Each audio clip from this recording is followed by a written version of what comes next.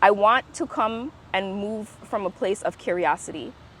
I want to understand things better. I want to know people better. I want to connect with people better. And once I shifted my mindset to that, I noticed that everything for me changed, because now I was just so much more open, and people started to mention to me, it's so weird. In the last couple years, the most significant comment that people make to me is they're like, "I love your energy." And I was like, I feel like I'm the same person, but I'm not. Like, the energy that I think people get from me now is this, like, I'm curious, I want to know more, I want to understand, and it's so much more authentic. I'm not trying to be anything, I just am. Welcome back to another episode of the Hour of Change podcast. And as you guys know, that this show is predicated around entrepreneurship, and today is no different. Just know that within this hour that you will never think the same, you'll never move the same, you'll never act the same, you'll never work the same, because after this hour, after this conversation, the inspiration that you receive will inspire you to become the best version of yourself. So today is no different. Tisha, how you doing today? I'm amazing. You amazing. Yeah, how are you? I'm doing good.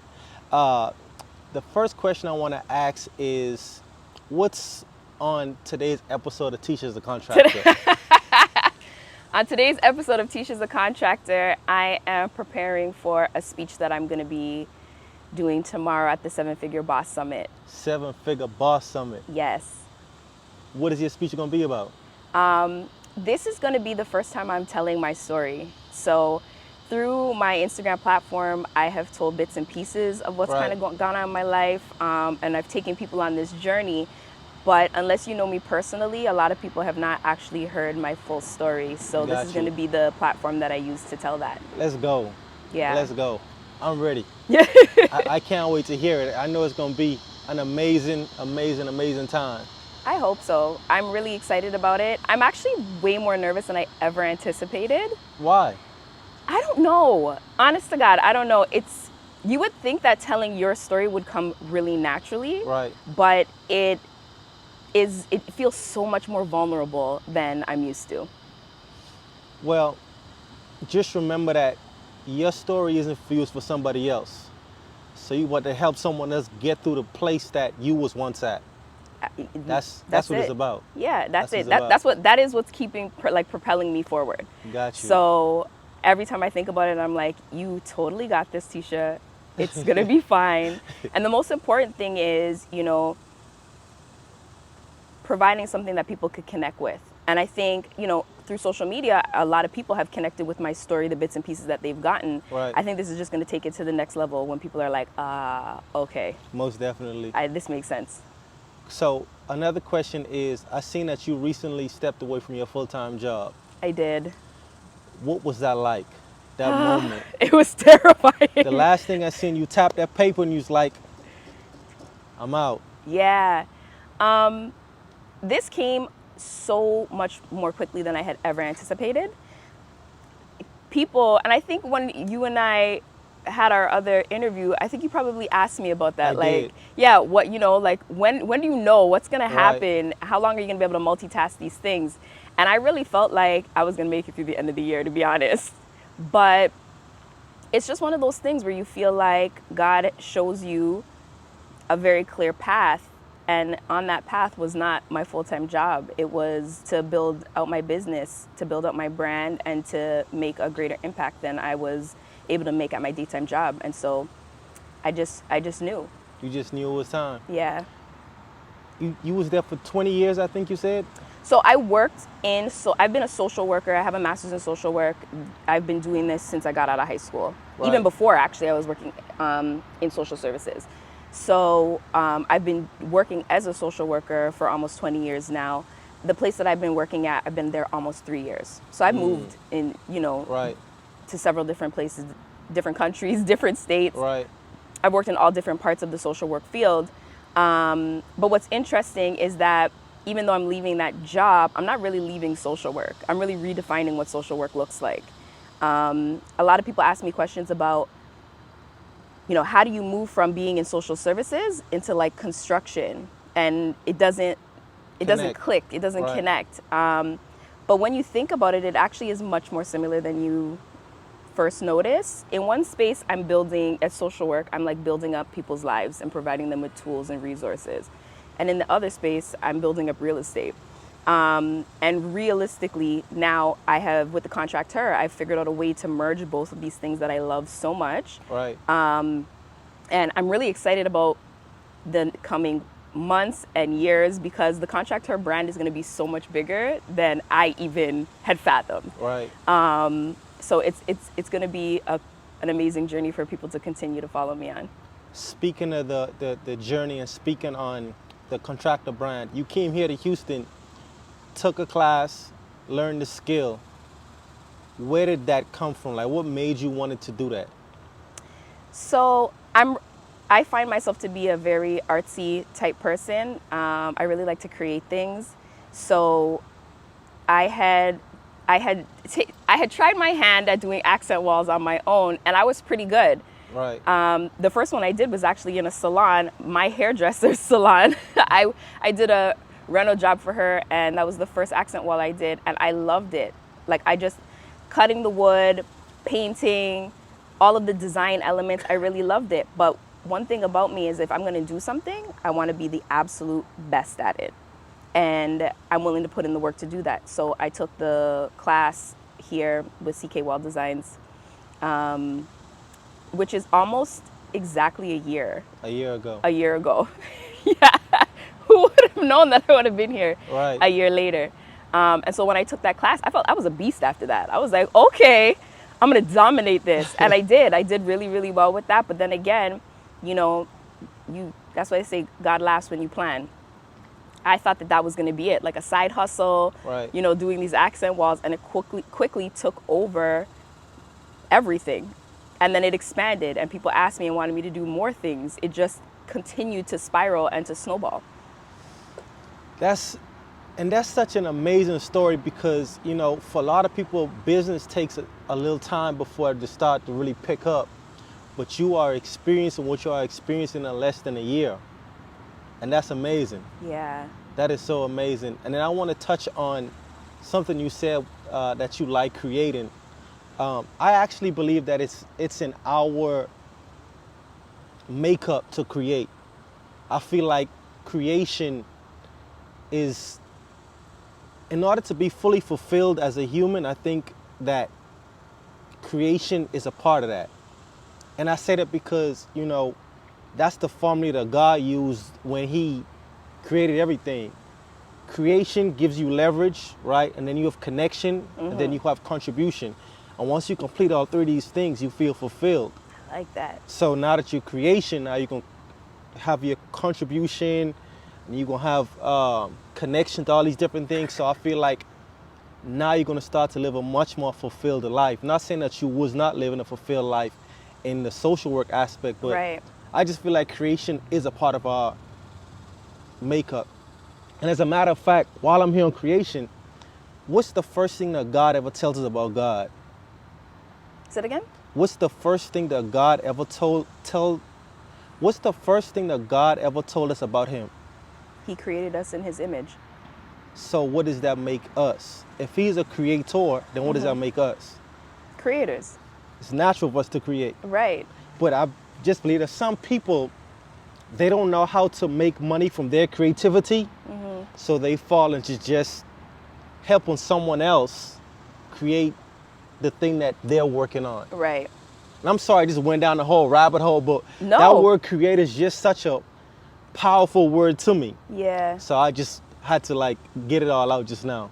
Well, I think that you're absolutely correct. I think a lot of that is conditioning, though, right? So we're built up in a society where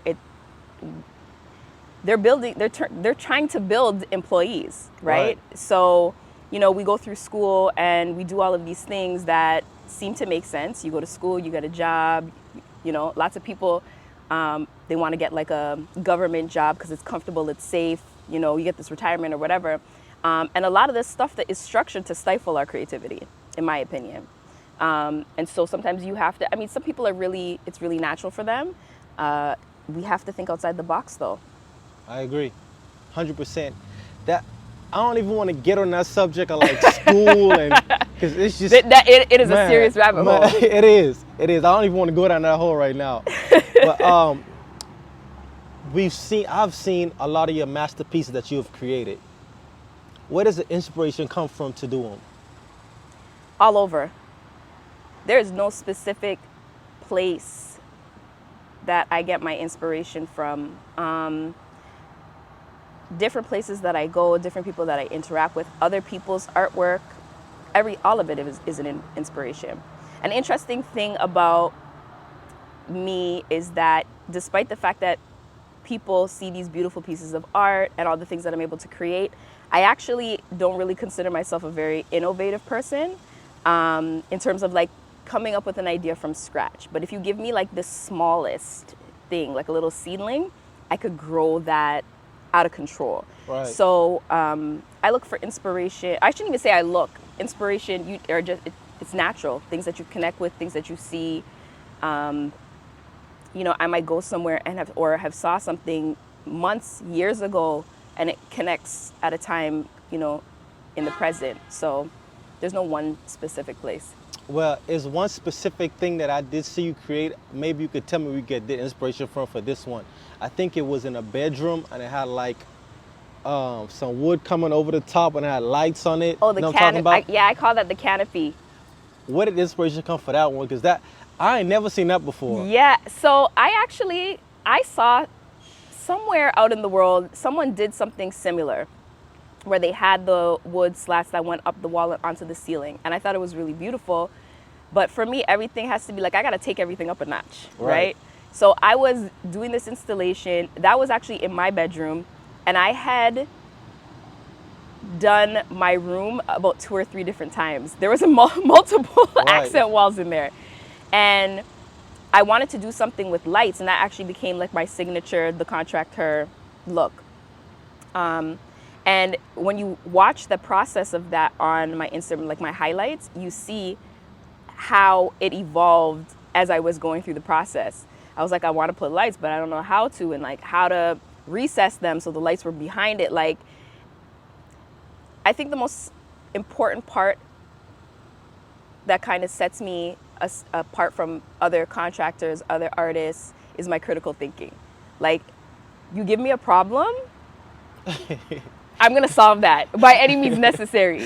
So as I'm looking at something and I'm working through it, like the ideas just start to come to me. And I like to test things out and try it. I'm like, okay, this doesn't work. And I don't get discouraged very easily. I think that's another thing. You know, in life, there's going to be a ton of things, a ton of roadblocks, a ton of things that are come in our way that's going to be like, oh, shit, well, all right, here we go. I don't know how to navigate it, but that doesn't scare me. Right. I want to win by any means necessary. Where did that come from? That's a really good question. Let's figure it out. I want to know where it comes from. Where does it come? Parents, family members, school. I'm going to say that definitely the parents are a contributing factor. My family, my community really instilled in me that I could do whatever the hell I wanted to, as long as I put my mind to it. So I would say that was definitely helpful. But I'm trying to think.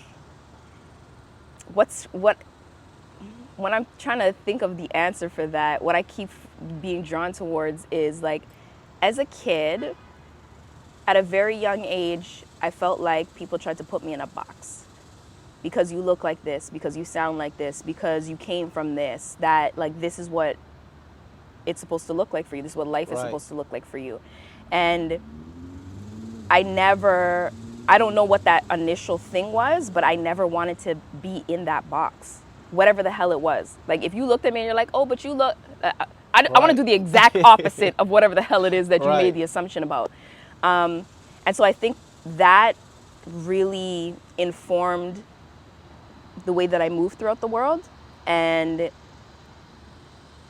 there's just like this internal fire, like I'm going to do whatever it is to get whatever it is that I want to be, do, have, to prove people wrong. Be, do, have. Another Bible principle. Yeah. Be, do, have. You got to be this person to be able to do the thing, to have the thing you want. Yeah. Be, do, have. That's amazing. What would you say to another young lady that want to get this thing done, but don't have the fire that you have, but she want to get it done? What would you say to that young lady? I would say surround yourself with people who do. So I didn't look at it like this until recently when I was trying to write my speech for the event tomorrow. But at some point, I was able to contextualize the fact that if I wanted to make a change in my life, if I wanted to get to a certain goal, I needed to be and surround myself with people who were either striving to do those things or already there. Right. So at a point, I realized I wanted to either do only hang out, learn from, be inspired by people who I either wanted to be friends with, learn from, or do business with. Because how else am I going to learn? Like, it's that same concept where they talk about, like, you put a snake in a little container, like that's as big as they're going to get, right? When really that snake could be 150 pounds Right. if you put them in the right environment. You know what I mean? They're supposed to grow to that larger size. But we're restricting ourselves. We're restricting ourselves on so many different aspects. Our environments, our minds, the way we live. Like, you have to expose yourself to these things. And many of us don't have that in our, initial environment or where we're growing up. You have to find it. You have to take the initiative. That's the ultimate hack right there, is to get around people that you aspire to be like. That's like the ultimate life hack. Yeah. Where did the name The Contractor come from? So, 2 parts. In the beginning, prior to it becoming a business, every day I said, "Welcome to today's episode of Tisha the Contractor," which kind of sounded like Contract Her. Right. And when I realized that I was going to turn this into a business, I had thrown it out there on social media. I was like, I need a name. You guys, like, give me something. Tell me some things that you think. And my brother was actually the one who said, Tisha the Contract Her. I was like, oh my God, that's it. I love it. And then when I started using it, I didn't even really realize that I was onto something as big as it was. I had so many people messaging me saying, like, this name is so good. Did you trademark it? I was like, whatever. I don't know anything about that. Right. And then within a couple months, I realized I have a feeling that this is going to be much bigger than I had even initially thought, and I should probably do that. So I trademarked it. That's good. Let's digress a little bit, because now I want you to really walk me down this journey now. Okay. So, started off social work.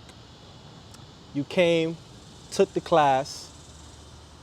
At what point did you get your first contract work? Or like your first paid gig? Because you said initially it wasn't a business. Right. So, but I had paid gigs before that. Right. So once I started documenting what I was doing online, I think people really connected with the transparency of what was happening. So one, I was a woman, and so that in itself had its own dynamic. It sure do. Yeah.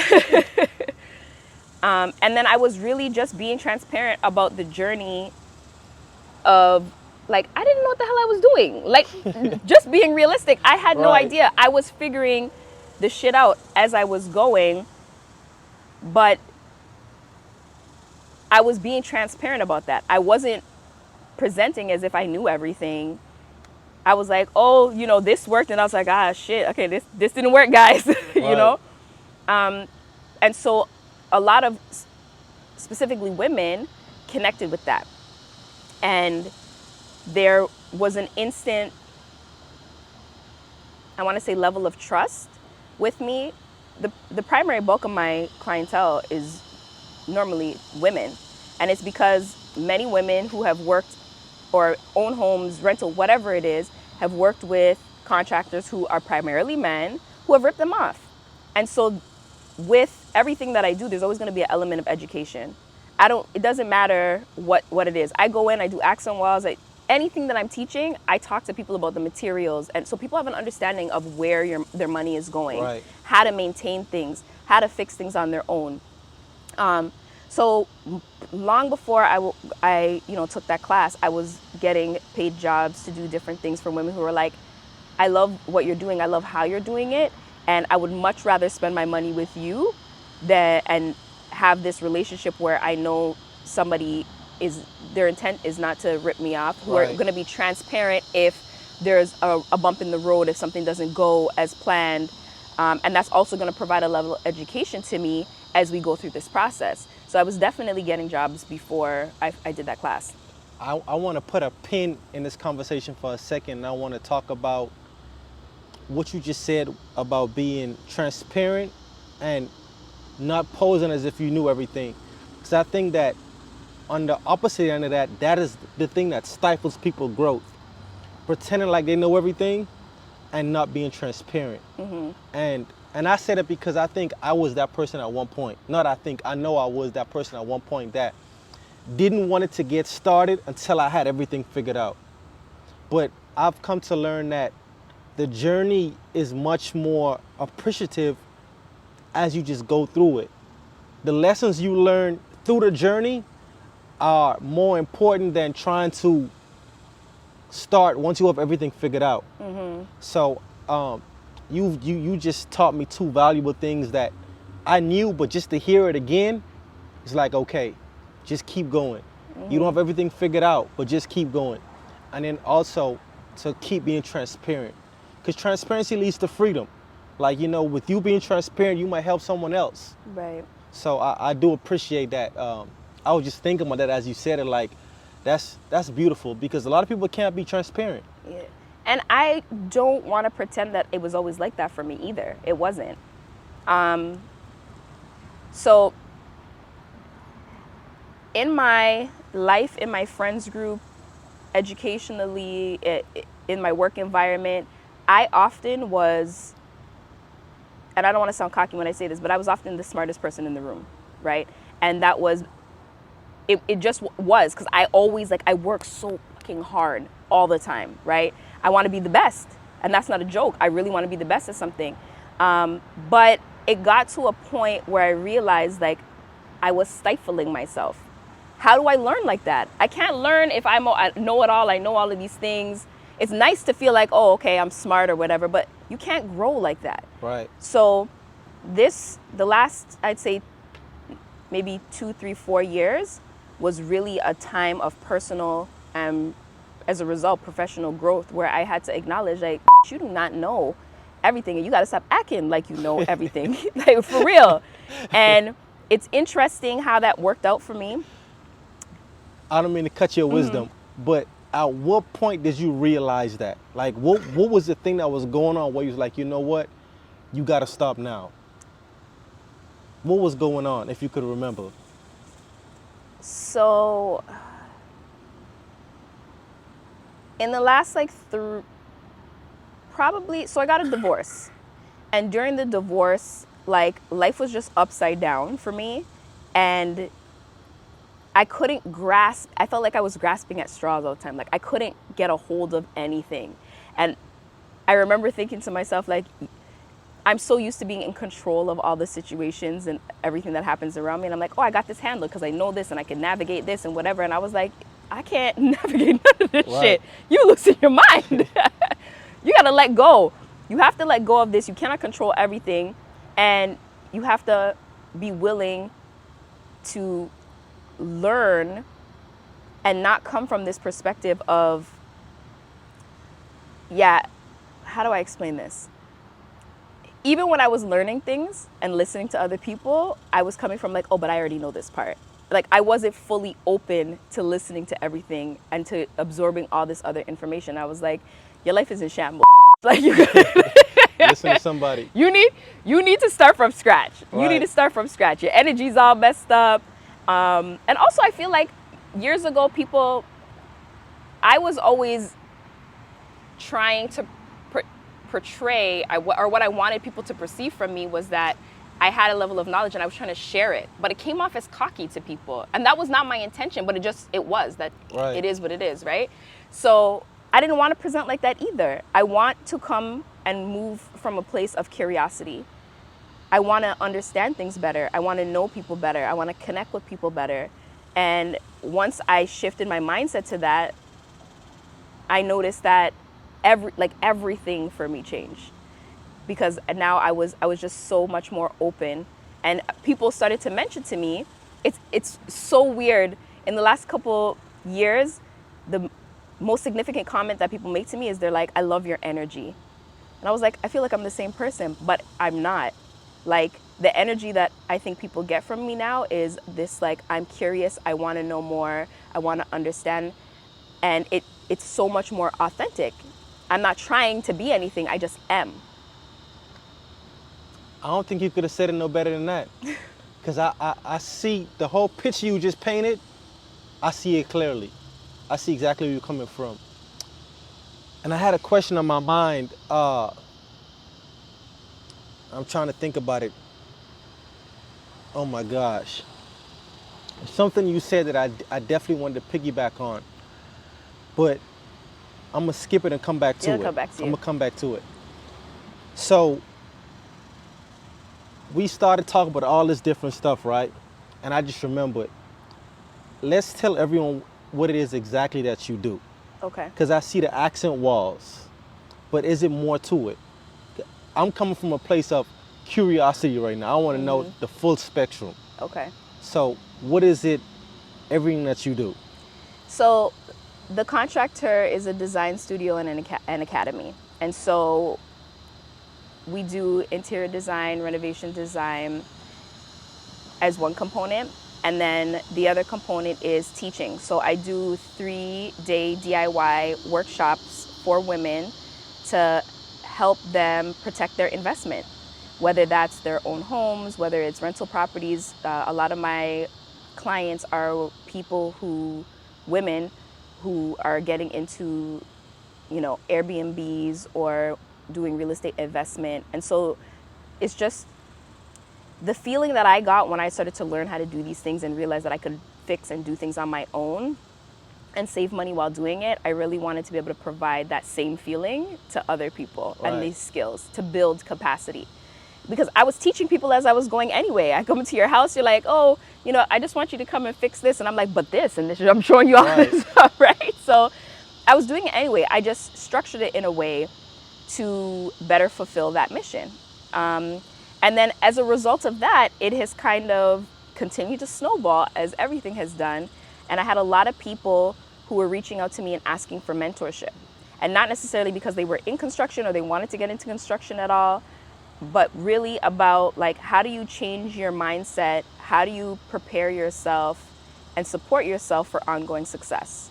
And so I am now rolling out a mentorship program that we call the Success Navigator, which really is an indication of, it's not connected to any one job or field, but it's really about, like, how do we take better care of ourselves? How do we connect with the right people to be the best version of ourselves for our personal lives and to build our businesses? So that's 3 different things now. Yes. The actual job part of it, where you go out in the field. Yeah. Then the education part of it. Well, I guess it's 2 different sides of education. Well, 2 different programs within the education side of it. Right. Which is the 3-day DIY and then the mentorship. Right. Seems like a pretty good business structure. You got that part, education part of it is well put together. Where did you learn that from? How did you decide to come up with all of that? It was a natural evolution where it's like you see a need and you try to meet the need. And that goes back to the, like, redefining what social work looks like, right? As a social worker, you are there to build capacity, right? And so people always think that social work or therapy, it's like somebody telling you what to do and how to navigate things, and that's not it. At least that's never been my perspective as a social worker. I always felt like my job was to build people's capacity, because I'm not going to be there to handhold you, or whoever your social worker is or your therapist is not going to be there to handhold you. How do we provide you with the tools for you to be successful on your own? And so this is just another way of doing that. Amazing. Amazing.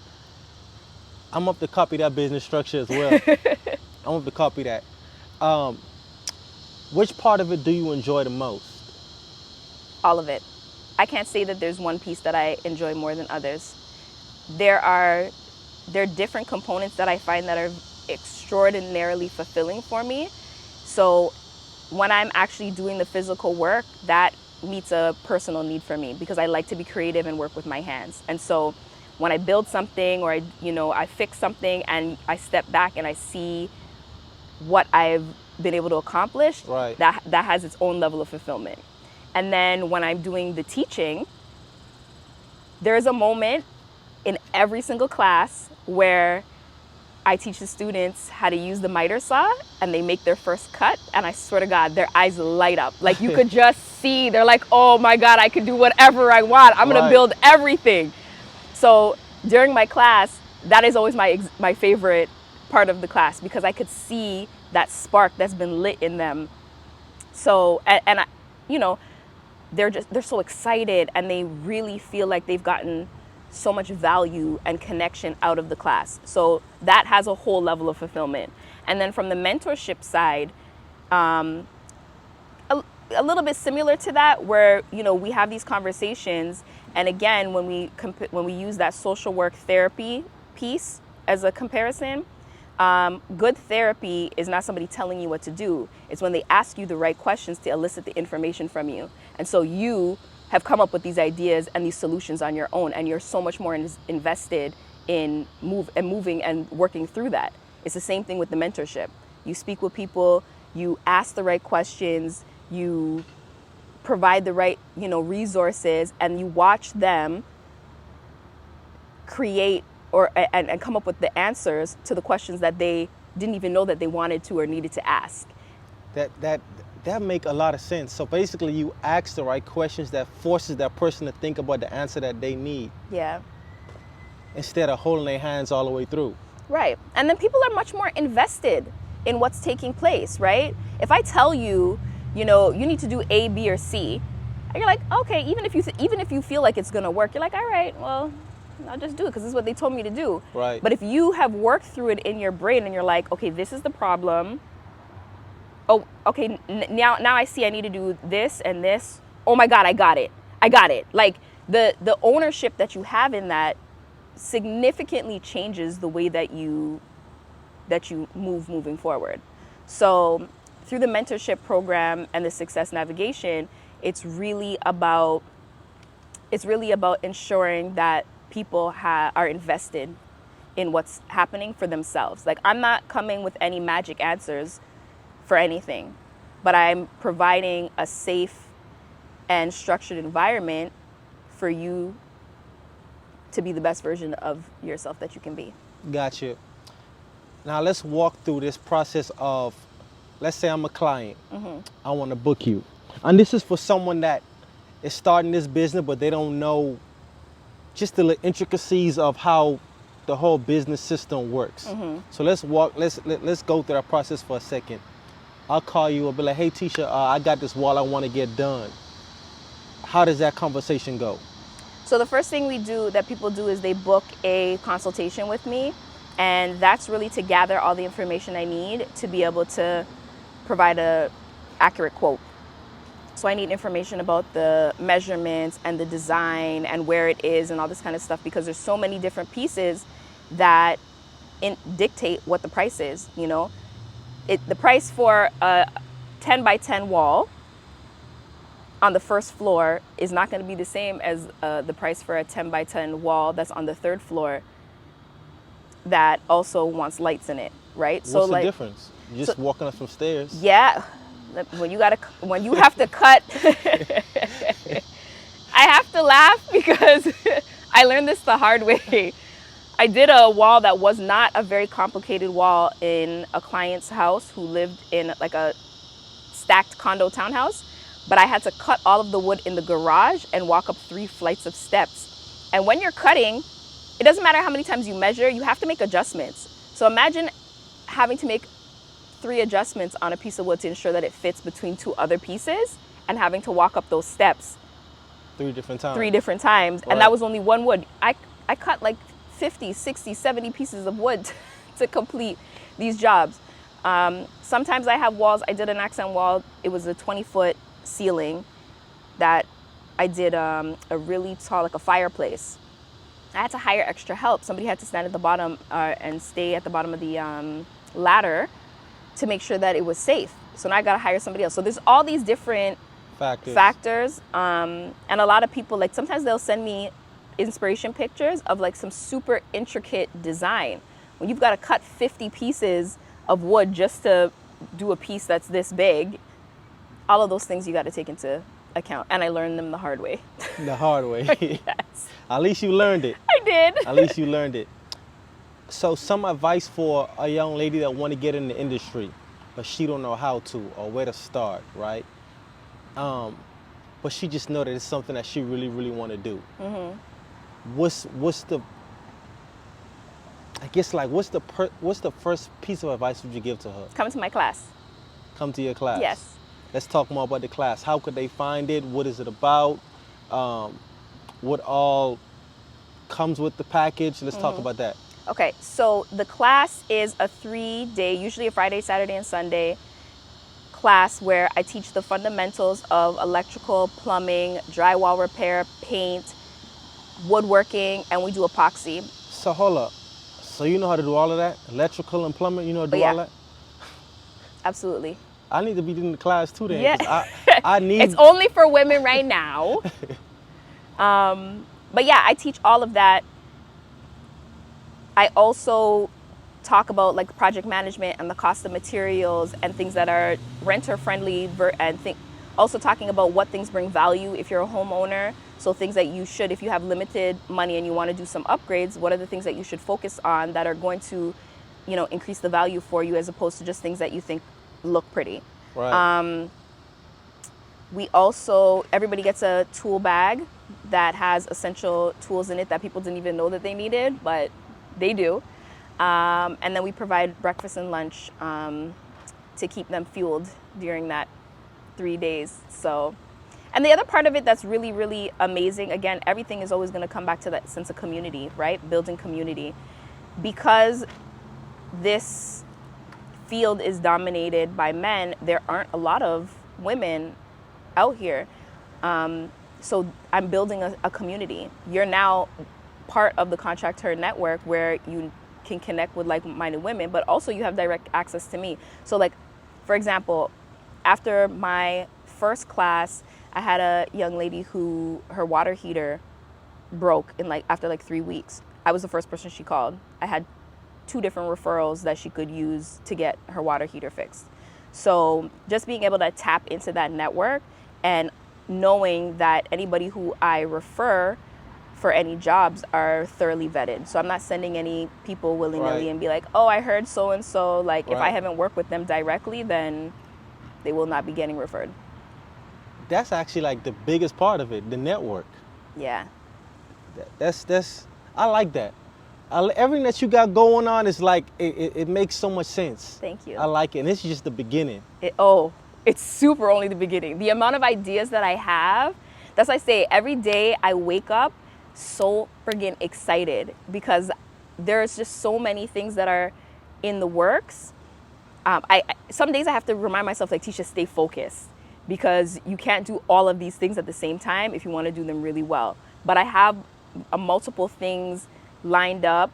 Like, I'm super, super excited about this idea. I want to move from doing my classes in like a classroom, and I want to get properties to do them in and basically flip them and provide affordable housing to people after the spaces. Yeah, I know. Slow down. I know. Slow down. Say it again. So instead of using a classroom, right, like I've been doing, so I use different event spaces because I've been doing it on a tour. I am working on acquiring real estate to do the classes in the actual properties, and then instead of like not just flipping them to sell them, but use them as more affordable housing options for people.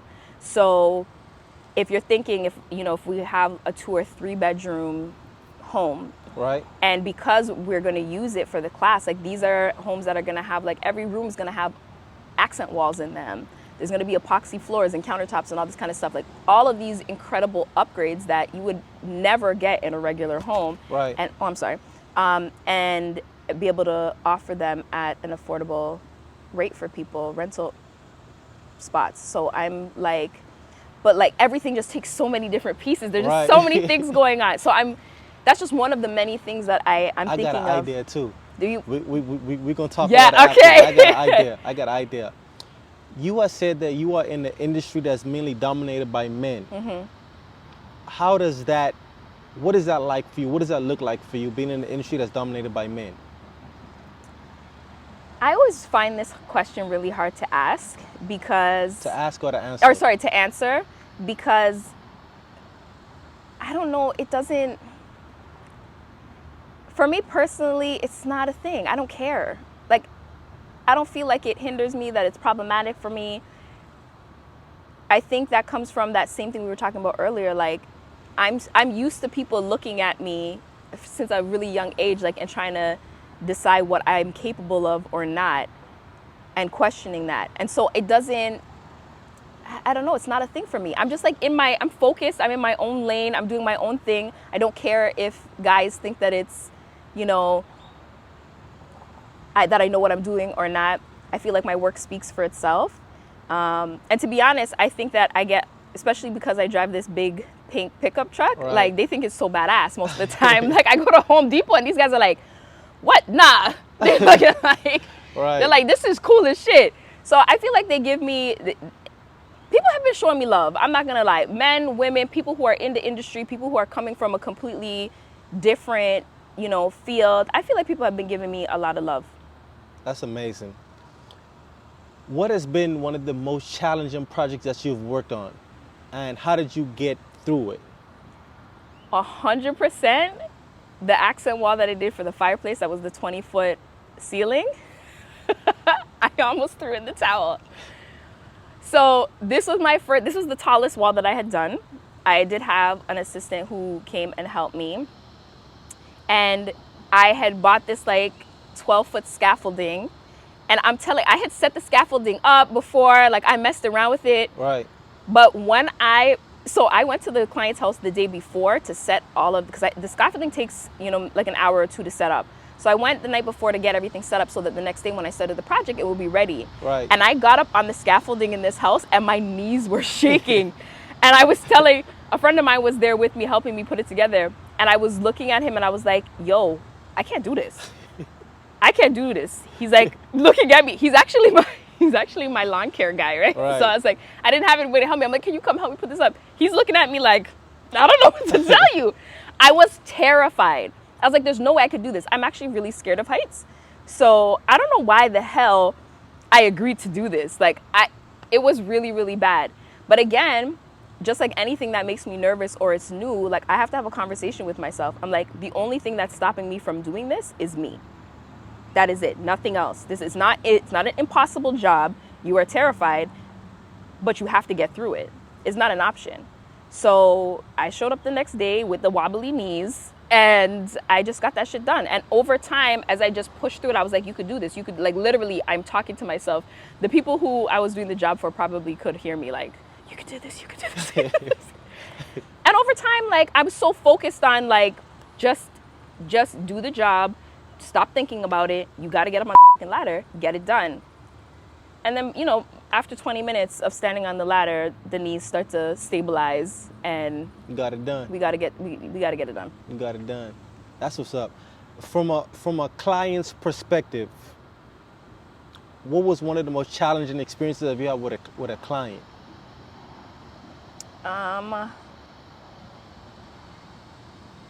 Like maybe they expected this, but they didn't get that, and they want you to change it, or like how do people navigate those things? So I haven't had a situation like that, to be honest with you, and I think that's mainly because, one, either I have clients a lot who are just like, I trust your, artistic expertise, do your thing, or two, if they're not like that, I involve the clients in the process. So I don't end up with a finished product that they're like, I don't like this or I want to change that. You know, I check in with them throughout the process and ask questions to ensure that I don't get to that situation. Right. So that was not an experience that I've had thus far. The most difficult situation was a client who didn't pay me. What? I'm still tight about that. How do you deal with that? I took the L. How does someone just not pay you for a job? So normally when somebody pays me, especially for accent walls, they pay 50% on the front end. And so this was at the beginning of the business. And, you know, it was somebody who had like a decent social media following and stuff like that. So it was very much, he was like, you know, I'm going to document this and blah, blah, blah, blah, blah. And it was good for exposure or whatever. So I was like, all right, cool. And when you're starting your business, there's a lot of these pieces you have to navigate where you may work for less than the job is worth. You know what I mean? But because you want the exposure, you want to build your portfolio, you need to get some jobs done under your belt. Right. That's just part of the game. I get what you're saying. So, you know, it was one of those situations. And so he paid the initial deposit and then he started to get super picky about like little, like he got the wrong lights and then he wanted me to come back and swap them to something else. And I was like, all right, cool. I went back and there was an issue with the wallpaper and I realigned. I took all the wallpaper down and realigned all of the wallpaper. And he was very satisfied with it at the end. And he was supposed to pay his second portion and he didn't pay. And he got such a discounted price, which is what made me tight. I was like, I was so annoyed. But, you know, I tried to get my payment. He said he was going to do it. He never did it. And I just chalked it up to the game. I was like, it won't happen to me again. That's it, just charges to the game. Yeah, sometimes you got to do that. Gotcha. I feel like this has been a well-rounded conversation. Touched on the business side of things, the classes side of things, the mentorship side of things. We spoke a little bit on your journey, the transition from the social work aspect of things to full-time entrepreneurship now. Yes. Full-time. But still social working. Still social I'm working. still that's what I said. It's redefining social work. Just redefining it just looks a little bit different. That's your version of it? Yes. That's what it is. Yeah. And now it's not somebody else, some corporation that's paying me. Right. Like that. Right. Yeah. What how far do you see yourself taking this? Like what's the biggest dream you see right now? So when it happens, I could be like, she did tell me that was gonna happen. Yeah. The Contract Her is going to grow to an organization that is, at some point, is not going to be defined by like contracting in terms of construction. Like right now, that's what people associate it with because that's where it started, but that's not where it's going to be. Like the Contract Her is going to be a brand with so many different components to it, and it's really going to be about, like, you could contract her for anything. Any type of work you're thinking about, you could contract her for. As far as home goes? No, anything. Because I'm building out the mentorship, which is about business. People who come to me are not going to be people who are working in contracting, right? You could have a hair store, and you're trying to figure out, like, how do I take this to the next level? You need people to build out your website. You need people to help. Just different aspects of business. Any and all. Any and all. You could contract her to do whatever is necessary to help build capacity for people to be the best versions of themselves. Therapy, the Contract Her.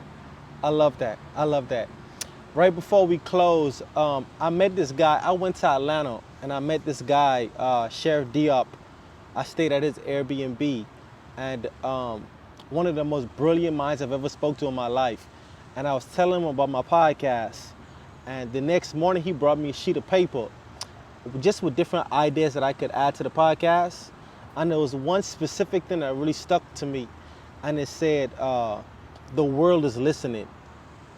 And the question that I want to ask you is this: the world is listening. What's one piece of advice would you give to humanity?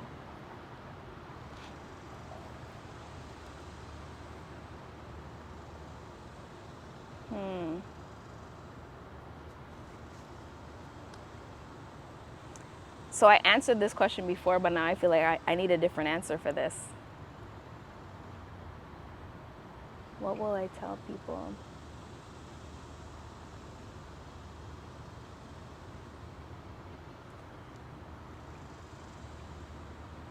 Work on being the best version of you that you can, so that you can show up and connect with other people in a way that is meaningful for them as well. I think that we would hurt each other less. We would be kinder to each other. We would be less selfish. All of us have things that we need to work on. We need to work on being the best versions of ourselves so that we can do less damage in the world. That is so much in alignment with my philosophies as well. And I want to add to that, become the best version. You should, and this is the reason why I'm so hard on growth, is because I feel like you should love yourself enough to recognize your potential, to want to make the changes that's going to produce the best version of yourself. Mm-hmm. So I just wanted to add it to what you just said, but you couldn't close out no better than that. I do want to say thank you for your time today. A very well-rounded conversation from my perspective. And everything that you have going on, I'm sending you love, I'm sending you longevity, I'm sending you abundance, I'm sending you prosperity, I'm sending you more wins from my family to yours. Thank you so much. And I can't wait to see where it takes you. I appreciate that. Thank you for allowing me this opportunity to share. Yes, ma'am. Thank you.